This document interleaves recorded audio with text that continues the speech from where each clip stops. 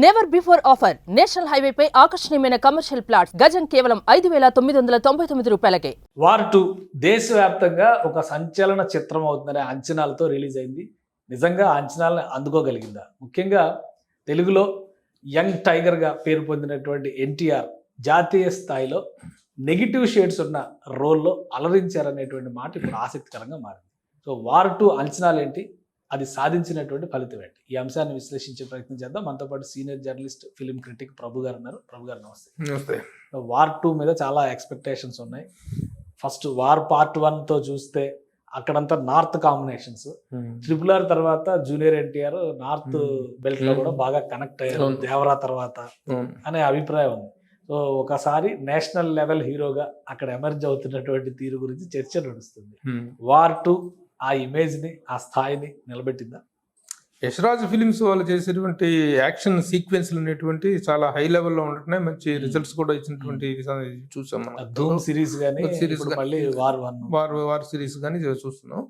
But making values పరంగా the way the film is canned, picturised, ఆ point of వ్యూలో it's a very high voltage action film అనేటువంటిది మాత్రం చెప్పచ్చు. అయితే ఏ సినిమా గురించి అయినా మనం మాట్లాడుకున్నప్పుడు కథ ఏంటి, దాంట్లో ఇమోషనల్ కంటెంట్ ఏంటి అనేటువంటిది మాట్లాడుకుంటే ఆ ఇమోషనల్గా అంత గొప్ప కథ కాదు.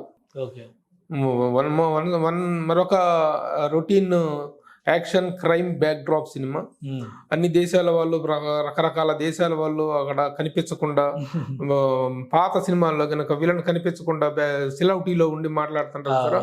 ఆ విధంగా అన్ని దేశాలు, బంగ్లాదేశ్, పాకిస్తాన్, చైనా, వీళ్ళందరూ కూర్చొని అలా మాట్లాడుతూ హీరోలకి అసైన్మెంట్ ఇస్తుంటాడు. హీరో వీళ్ళకి నువ్వు జేమ్స్ బాండ్ పాత జేమ్స్ బాండ్ సినిమాల్లో ఇచ్చినట్టుగా ఇస్తుంటారు అనమాట. దాని ప్రకారం ఆ క్యారెక్టరు కబీర్, హృతిక్ రోషన్ పోసినటువంటి రామాజీ ఇతను ఆఫీసరు, అతను తన్నే పెంచి పెద్ద చేసినటువంటి జైల్లో చిన్నప్పుడు ఇది ఉంటుంది కదా, బాస్టల్ స్కూల్లో ఉన్నటువంటి కుర్రాడిని తీసుకొచ్చి పెంచి పెద్ద చేసినటువంటి అతన్నే చంపేస్తారు. అశుతోష్ రాణా చేసాడు ఆ క్యారెక్టర్, ఆ CBI officer character, military officer character. ఆ క్యారెక్టర్ అతన్నే చంపేస్తారు. ఎందుకు అతన్ని చంపాల్సి వచ్చింది? తను ఒక గాడ్ ఫాదర్ లాగా పెంచి పెద్ద చేసినటువంటి, తన్నే దేశం కోసం బతికినటువంటి ఒక గొప్ప సైనికుడిని, గొప్ప వారియర్ని ఎందుకు చంపాడు ఇతను అనేటువంటిది ఒక ఇదన్నమాట. ఎందుకు చంపాడు అనేటువంటిది అతను వాళ్ళ చేతిలో ఉండి అది ఆ సస్పెన్స్ తర్వాత రివీల్ అవుతుంది. ఎందుకు చంపాడు, కారణం ఏంటి, బలమైన కారణం ఏంటి. ఇప్పుడు అతని మీద ఎంక్వైరీ చేయడం కోసం, అతన్ని పట్టుకోవడం కోసం అతని కూతురు సిద్ధార్థ లోధా, అమ్మాయి పేరు కావ్య కియారా అద్వానీ చేసినట్టు క్యారెక్టర్, ఆ అమ్మాయి పక్కతో రగిలిపోతుంది. ఆ అమ్మాయికి ఇతనికి ఉన్న సంబంధం ఏంటి అనేటువంటిది కూడా ఫ్లాష్ బ్యాక్ లో తెలుస్తుంది. ఆ ఫ్లాష్ బ్యాక్ కూడా చెప్పాలి. అతన్ని చంపడం కోసం చలపతి అనేటువంటి ఒక రా ఆఫీసర్గా ఎన్టీఆర్ని ఇంట్రడ్యూస్ చేస్తారు. మేజర్ విక్రమ్ చలపతి అనేటువంటి క్యారెక్టర్ ద్వారా ఎన్టీఆర్ తను ఒక రా ఆఫీసర్. అతను రా ఆఫీసర్ ఎలా అయ్యాడు అనేటువంటిది మళ్ళీ చూపించాల. అతను కూడా బాస్టల్ స్కూల్లో ఇతనితో పాటు చదువుకున్నాడు. బాస్టల్ స్కూల్ నుంచి పారిపోయి ఒక డాన్గా ఎదిగినట్టు వాడు. డాన్గా ఎదిగాడా లేకపోతే మళ్ళీ ఇతను ఎప్పుడు రా ఆఫీసర్ అయ్యాడు అనేటువంటిది తెలియదు. అది ఆ క్లారిఫికేషన్ లేదు, కంటిన్యూటీ లేదు. ఆ రా యాక్టర్ ఆఫీసర్గా ఇతను కియారా అద్వానీ, ఇతను అనిల్ ఇతను కలిసి ఇన్వెస్టిగేషన్ చేస్తుంటారు అనమాట. అనిల్ కపూర్ ఇద్దరు కలిసి ఇన్వెస్టిగేషన్ చేస్తుంటారు. ఆ ఇన్వెస్టిగేషన్ లో భాగంగా ఇద్దరు కన్ఫ్రంట్ అయ్యేటువంటి సీన్స్ చాలా అద్భుతంగా ఉన్నాయి. ఆ సీన్స్ ముఖ్యంగా కొన్ని చేజింగ్ సీన్స్ మాత్రం ఇంటర్నేషనల్ లెవెల్లో చాలా అద్భుతంగా తీశారు. చాలా ఖర్చు పెట్టి తీశారు. చాలా శ్రమతో కూడినటువంటివి, చాలా థ్రిల్లింగ్, గూస్ బమ్ ఒక్కొక్క ఎపిసోడ్. అంటే వీళ్ళు ఒక ట్రైన్ మీద, తర్వాత రోడ్ల మీద, తర్వాత విమానాల మీద, తర్వాత సముద్రంలో, వాటర్లో, ఇన్ని రకాల వీటి మీద చేజింగ్ సీన్స్, ఫైట్ సీన్స్ అనేటువంటి కంపోజ్ చేశారు. అవి మాత్రం చాలా హై స్టాండర్డ్లో ఉన్నాయి. వాటి కోసమే సినిమా చూడాల్సినటువంటి అవసరం ఉంది. అంత అద్భుతంగా ఉన్నాయి. ఇమోషనల్గా కూడా నాట్ దట్ గొప్ప ఇది ఇమోషనల్ కంటెంట్ అని చెప్పలేం, కానీ ఓకే, నాట్ బ్యాడ్. కానీ పెర్ఫార్మెన్స్ వైజ్గా చూస్తే జూనియర్ ఎన్టీఆర్ ఇప్పుడు నేషనల్ లెవెల్ యాక్టర్ అని చెప్పని అంటున్నారు కాబట్టి జూనియర్ ఎన్టీఆర్ ఏ స్థాయిలో రాణించారు? జూనియర్ ఎన్టీఆర్ పర్ఫార్మెన్స్ గురించి ఇప్పుడు కొత్తగా మనం చెప్పుకోవాల్సిన అవసరం లేదు. అద్భుతంగా చేశాడు ఎన్టీఆర్ పర్ఫార్మెన్స్, సూపర్ పర్ఫార్మెన్స్. ఇప్పుడు మొదటి నుంచి కూడా దాంట్లో విలన్ క్యారెక్టర్ చేస్తున్నాడు అనేటువంటిది ఒకటి బాగా పాపులర్ అయింది. కానీ యాక్చువల్గా అది విలన్ క్యారెక్టర్ కాదు, విలన్ షేడ్స్ ఉన్నటువంటి పరిస్థితుల ప్రభావంలో ఇమోషనల్ అవుట్ బర్స్ట్ గా తను నెగటివ్ షేడ్లోకి మారినటువంటి క్యారెక్టర్ అది. But towards the end of the film it is given a proper justification. ఆ జస్టిఫికేషన్ ఎప్పుడైనా హీరో క్యారెక్టర్ అన్నట్టు వాడు దొంగగా మారకూడదు, హీరో క్యారెక్టర్ అన్నప్పుడు చెడ్డగా ఉండకూడదు, హీరో క్యారెక్టర్ పరమ పవిత్రుడు శుద్ధపోస అన్నట్టుగా చూపించాల్సిన అవసరం లేదు. సిచ్యువేషనల్గా ఎలా మారాడు, ఎందుకు నెగిటివ్ అయ్యాడు, తర్వాత ఎందుకు పాజిటివ్ అయ్యాడు, ఆ రీజనింగ్ అనేటువంటి బలంగా ఉంటే దట్ ఈస్ యాక్సెప్టెడ్. ఆ పాయింట్ ఆఫ్ వ్యూలో NTR character is well expected, బాగా చేశాడు. అంటే పైగా ఇప్పుడు జై లవకుశ సినిమా ఉంది ఆల్రెడీ, దానిలో ఎన్టీఆర్ ఒక నెగిటివ్ షేడ్ ఉన్న క్యారెక్టరే చేశాడు. దేంట్లో? జై లవకుశ సినిమా. అవునవును, అందులో ట్రిపుల్ యాక్షన్ కదా, సో అందులో ఒక జస్టిఫికేషన్ ఉంటుంది. ఈ పాత్రకి సంబంధించి ఎక్కువ ప్రచారం జరిగింది విలన్ అనే చెప్పారు. విలన్ ఓన్లీ షేడ్స్ ఉన్న క్యారెక్టర్, విలన్ షేడ్స్ ఉన్న క్యారెక్టర్ తప్ప విలన్ క్యారెక్టర్ కాదు అది. విలన్ క్యారెక్టర్ అనేటువంటిది త్రూ అవుట్ విలన్ క్యారెక్టర్ ఎప్పుడంటే ఆ విలన్ యాటిట్యూడ్ తో క్యారెక్టర్ని ఎండ్ చేస్తే దాన్ని విలన్ క్యారెక్టర్ అంటాం.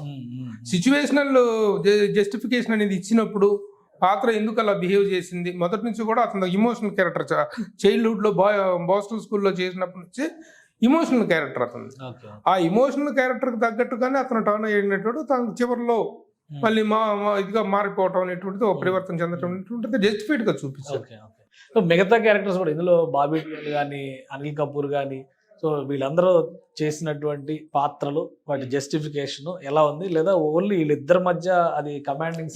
ఎవరెంత మంది ఉన్నా కూడా వీళ్ళిద్దరు సూపర్ స్టార్స్ ఇక్కడ ఉండగా, ఇప్పుడు ఎన్టీఆర్ ట్రిబుల్-ఆర్ తోటి నేషనల్ ఇమేజ్ ఏర్పడిన తర్వాత ఇతని క్యారెక్టర్ యాక్సెప్ట్ చేశాడు తప్ప అంతకుముందు నేను డైరెక్ట్ గా దీంట్లో చేస్తానలా పాన్ ఇండియా ఇమేజ్ వచ్చిన తర్వాతనే ఈ సినిమాలో చేయడం జరిగింది.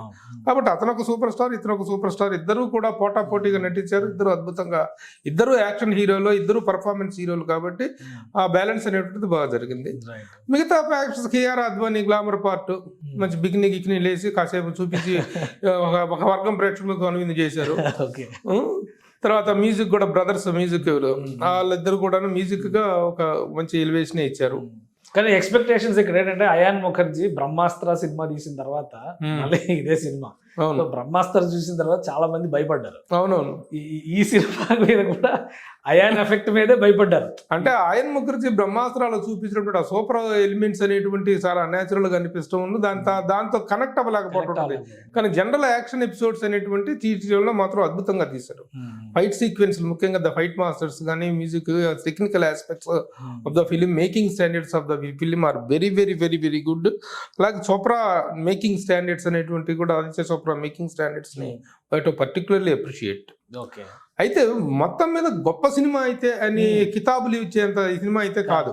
అది మాత్రం కూడా వార్ 1 తో ఇది కంపేర్ చేస్తున్నారు అందరూ, ఆన్లైన్ లో ఎక్కువ వేస్తుంది కూడా అదే. అందులో టైగర్ ష్రాఫ్ వర్సెస్ ఇతను హృతిక్ రోషన్ ఎట్లా నడిచింది, ఇందులో మళ్ళీ వీళ్ళిద్దరి మధ్య అలా నడిచింది, ఎన్టీఆర్ వర్సెస్ హృతిక్ రోషన్. ఈ రెండింటి కంపారిజన్స్ ఎక్కువ వస్తున్నాయి. ఆ స్టాండర్డ్స్ లో tiger Sharaf first performance point of వ్యూలో అక్కడ ఇక్కడ అందరూ బాగానే చేశారు, అది ఇది బాగా చేశారు. కాదు ఇక్కడ ఎన్టీఆర్ ఒక స్పెషల్ అట్రాక్షన్ అని చెప్పుకోవాలి. ఎన్టీఆర్ చేయటం అనేది ఇప్పుడు అక్కడ దాంట్లో అతను చేయటం అనేటువంటిది ఒక నార్త్ హీరో, ఒక నార్త్ విలన్ చేయటం అనేది routine. South hero as a main కాంపిటేటివ్గా చేయటం అనేటువంటిది, పోటాపోటీగా చేయటం అనేటువంటిది ఒక కొత్త నావల్ పాయింట్. ఆ కాంపిటేటివ్ స్పిరిట్ అనేటువంటిది మాత్రం బ్రహ్మాండంగా కనిపిస్తుంది. సో మీరేమిస్తారు దీనికి వార్ 2 సినిమాకి సంబంధించి మీ final word? Making standards, fighting scenes, ఆ థ్రిల్స్ చూడటానికి మాత్రం ఒకసారి వెళ్ళొచ్చు. ఇమోషనల్ గా మీరు కనెక్ట్ కాకపోతే ఏం చేయగలిగేది ఏం లేదు. ఇమోషనల్ గా అంత కనెక్ట్ అయ్యేటువంటి సబ్జెక్టు, గొప్ప subject, unsaid subject, untold subject అని చెప్పడానికి ఏం లేదు. రెగ్యులర్ అసలు ఎందుకు ఏ దేశాలు తిరిగారు, సినిమా అంతా దేశాలు ప్రయాణిస్తూ ఉంటాయి. ఒక సినిమా మొత్తం కూడా ఏ ఊరు పోతే ఎవరు టైటిల్ కార్డ్స్ అక్కడ వేస్తూ ఉంటారు అనమాట. జెకోస్లోవేకియా అని, జపాన్ అని, సింగపూర్ అని, దాని టైటిల్ కార్డ్స్ వరల్డ్ మొత్తం తిరుగుతారు. అంత తిరగాల్సిన అవసరం ఏముంది. అదే ఆ పాయింట్ ఆఫ్ వ్యూలో చూసుకుంటే స్టోరీ అనేది తిన్నగా నడవకుండా అక్కడ ఇక్కడ చిన్న కన్ఫ్యూజన్, అందులో క్యారెక్టర్స్ పేరులో కూడా చిన్న కన్ఫ్యూజన్ అనేటువంటిది ఉన్నాయి. అట్లాంటి కన్ఫ్యూజన్ అదంతా ఉంది. బట్ ఓవరాల్గా చూసుకున్నట్లయితే it is a one time watch movie for the thrills. Fighting scenes అనేవి, అన్ని యాక్షన్ సీన్స్ అనేటువంటి చాలా అద్భుతంగా తీశారు ఆ పాయింట్ ఆఫ్ వ్యూలో. మోర్ ఓవర్ సినిమా ఏంటంటే ఇప్పుడు ఈ కూలీ సినిమాకి కానీ ఈ మధ్య వస్తున్న చాలా సౌత్ సినిమాలు బ్లాక్ సినిమాలు చూపిస్తున్నారు. బ్లాక్ షేడ్ అనేటువంటి చూపిస్తున్నారు.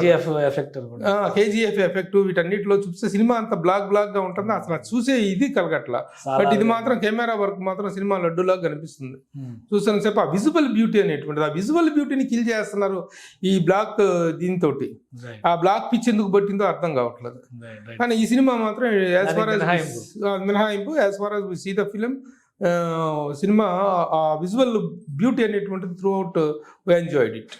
థ్యాంక్ యూ ప్రభు గారు విశ్లేషణ అందించినందుకు. ఇది వార్ 2 సినిమాకి సంబంధించి ఎన్టీఆర్ నేషనల్ లెవెల్లో యాక్షన్ పర్ఫార్మెన్స్ అదరగొట్టేశారని చెప్తున్నారు. అలానే ఈ సినిమాలో టెక్నికల్ వాల్యూస్ పరంగా చూసినప్పుడు అద్భుతమైన రేటింగ్ ఇవ్వచ్చు. ఇక వన్ టైమ్ వాచ్ మూవీగా ఓవరాల్ కథను బట్టి చూస్తే కనుక ఈ సినిమాని చూడొచ్చని ప్రభు గారు చెప్తున్నారు. ఇది special discussion. Keep watching. Suman టీవీలో మీ పర్సనల్ అండ్ బిజినెస్ ప్రమోషన్స్ కోసం కింది నెంబర్కి కాంటాక్ట్ చేయండి.